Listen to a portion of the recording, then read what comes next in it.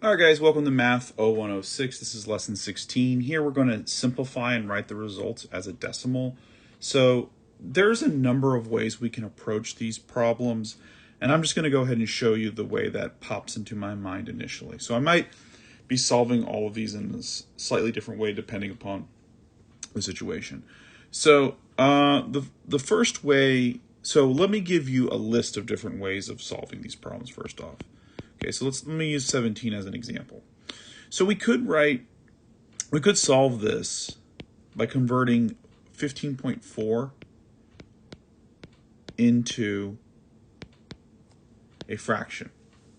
And that's honestly what I tend to do unless I see that the fraction really isn't going to make my life easier. Here I'm inclined to do this because I can very easily see that 5 goes into 10 two times. So I'm left with 1 over 8 times 154 over 2. And then I can easily see that 2 and 154 go into each other because 154 ends in a 4, which means it's even. The way I like to think about it is 150 plus 4, then just divide each of these by 2. So this would be 150 divided by 2 is 75. Just think 6 quarters is $1.50. Half of 6 quarters is 3, which is 75. That's how I think about it. 4 divided by 2 is 2, which would leave me with 75 plus 2, which is 77. So this leaves me with 1 over 8 times 77 over 1. And now what I'm going to do is I'm just going to divide 77 by 8. So I would list what it would take if the numbers were nasty, but I know that 8 times 9 is 72, and 8 times 10 is 80, so it has to be 9. So this will become 72. This will become 5. So we'll put a decimal and keep the game going. Bring the 5 down. 8 times 6 is 48, so we want to use that. You can see the power of making sure that you know how your multiplication tables. This will be 2 times. This will give me 16. And this will be 48 goes into 45 times. So the answer is 9.625. So I'll be honest, typically when I see a situation, I tend to want to convert it into a fraction. I find fractions actually the easiest way to approach problems, but we don't have to do that, okay? Another approach is taking, what is it? What was it? 5 over 8 times 15.4? 5 over 8 times 15.4. An alternative approach is to convert 5/8 directly into a decimal. So to do this, remember we said 1/8, 1/8 is 0.125. So if I multiply this by 5,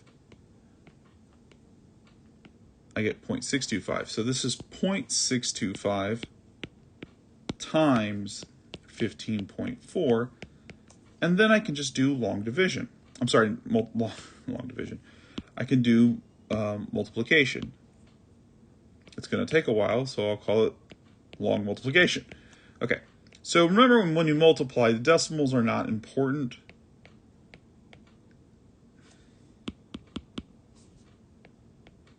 There we go. The decimals are not initially important, I should say. They do matter, but just not initially. So we'll multiply. So 5 times 4 is 20. Carry the 2. 2 times 4 is 8. Plus 2 is 10. Carry the 1. 4 times 6 is 24. Plus 1 is 25. We'll put a 0 here, and we'll repeat the process. So 5 times 5 is 25. 5 times 2 is 10. Plus 2 is 12. 5 times 6 is 30. Plus 1 is 31. Put 2 zeros, and then this just repeats. 5, 2, 6. We add them together. That's 10 and 2 is 12. 3, 4, 6, and then this is 9. And so because we have 1, 2, 3, 4 decimal places, we'll jump 4 slots. This is 9.625. And notice we got the same answer. So look, it doesn't matter how you do it. I'm just showing you different ways of thinking. you use the method that makes is clearest to you. You use the method that you like, oh, that makes sense. I think a lot of you may gravitate towards the secondary method, but again, I think if you get comfortable with reducing, the first method is actually a little easier. But let's move on. Let's look at the next one. The next problem we have is 2/3, number 18. 2/3 times 0.576. Again, I know that my divisibility rules 5 plus 7 is 12, plus 6 is 18. So I know 576 is divisible by 3. That makes me inclined to rewrite this as 576 and include 3 zeros. If you're looking at this and what I'm saying doesn't make sense, if rewriting this as a fraction doesn't make sense, that's a clear inclination that you have not understood previous videos, and you need to go back and watch the videos that we have on how to convert decimals into fractions. Okay, so a lot of this stuff builds on the previous video. If it's not making sense, you got to go back. That just says, hey, you got to go back to when it starts making sense and reworking those problems until you get back to here, because there's some things that you didn't really grasp. Okay, so I don't know. I'm going to put 3 into 576 first. I don't know how many times 3 goes into 576, so I'm going to do some long division here. And it works out pretty nice.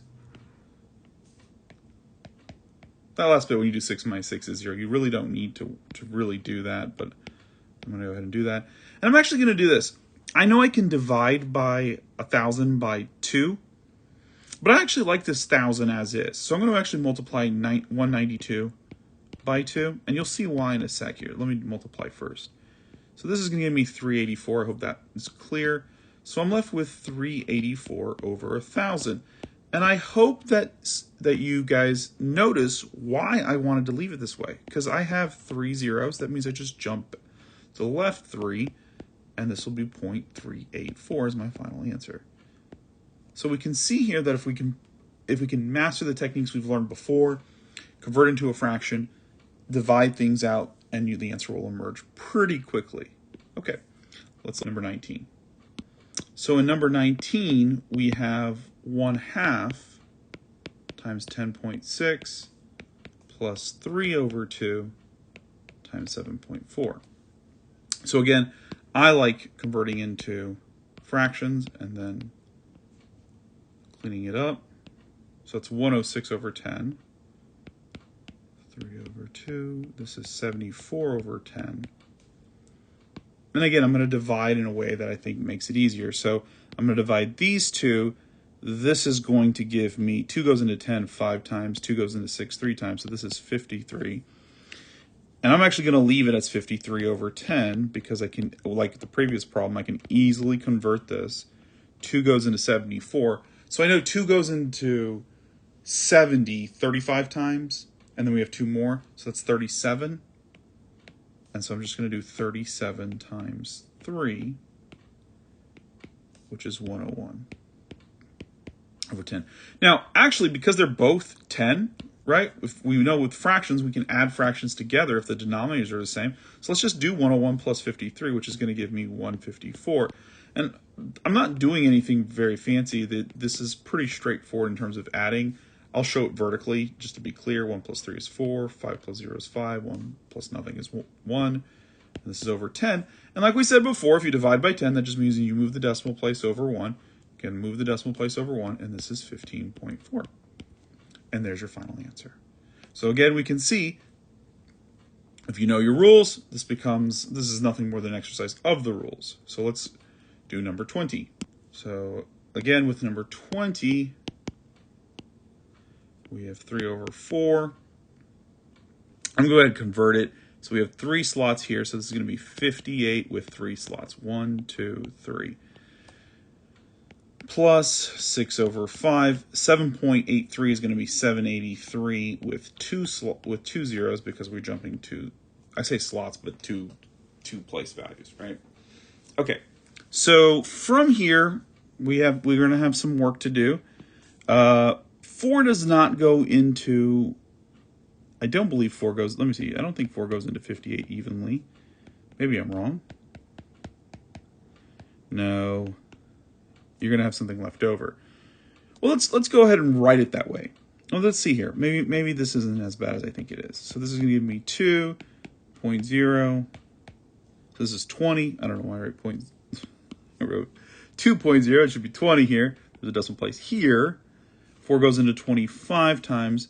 So I have 3 times, 14.5 over 1,000. That's what all of this becomes. And let me just do 14.5 times 3 real fast. I like the 1,000 there because it's easy to convert that into a decimal. That's why I'm not playing with that. So this gives me 43.5 over 1,000. Okay, let me erase this and create some space. Now, maybe my attempt at keeping things nice and organized is futile, because on this side, it's going to be a little difficult. 5 doesn't go into 783 in a nice way, but you know what? Let's go ahead and do that. Let's do 783 divided by 5.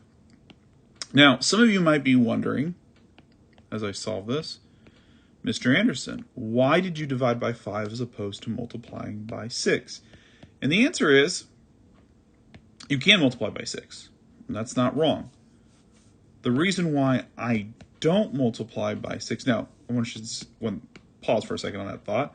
This is giving me 30. 5 goes into 36 times 0.6.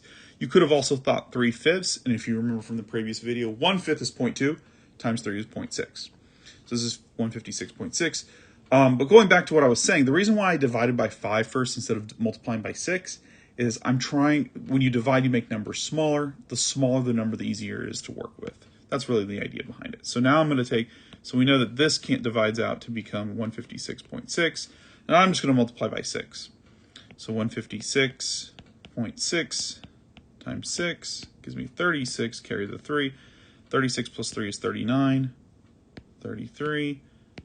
And again, because you have 1 decimal, you have 1 decimal. So this is going to become plus 939.6 over 100. And to make my life, let me erase this right here.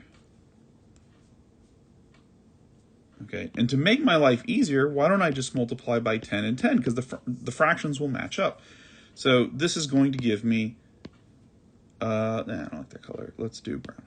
43.5 over 1,000 plus 939.6 or 9,396 over 1,000. I like this because the denominators are the same. Now we're going to add these, but let's as I talk about this problem, as I solve this problem rather, let's talk about what really is going on here. What this really is nothing more of is an exercise in, hey, do you really understand the rules and techniques that we've discussed before?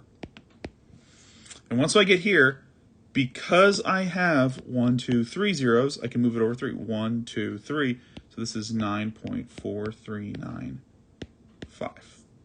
And there's my answer. So again, this is simply just an exercise of, do you understand the rules that we've been implementing? And if you do, this shouldn't be too difficult. So I would say that this is more than anything else. This is a review of everything we've discussed before. Again, remember, you don't have to do it this way. If you're like Mr. Anderson, I just want to convert everything into a decimal and solve. That's what we did here for 17.